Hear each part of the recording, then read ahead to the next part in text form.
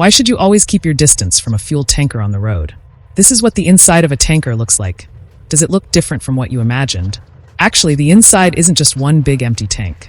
It's divided into several compartments with internal baffles like this. That's because when a tanker is moving, the liquid inside can create a wave effect. This wave effect causes the liquid to surge and move rapidly within the tank, increasing the impact force of the liquid on the vehicle. Sometimes, this impact can be several times greater than the weight of the liquid itself.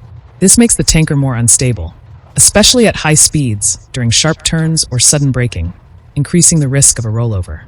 To reduce the dangers of the wave effect, internal baffles are installed to effectively slow down the liquid's movement and improve the vehicle's overall stability.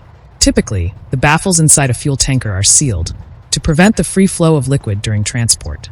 But in some special cases, the baffles may have small holes or openings to allow limited liquid flow, which helps ease the liquid's movement, balance the internal pressure, and makes loading and unloading more convenient. But keep in mind, just because there are baffles doesn't mean everything is perfectly safe. They can only slow down the front-to-back wave effect, but do nothing to stop the liquid from moving side to side. Because of the liquid's movement and the tanker's high center of gravity, it's easy for it to tip over. Tests show that an ordinary sedan has a rollover threshold of 1.2 to 1.3 G, but a tanker's rollover threshold is only about 0.4 G, 3 times lower than that of a regular car. So, when you see a fuel tanker on the road, make sure to keep your distance, and never try to force your way around it.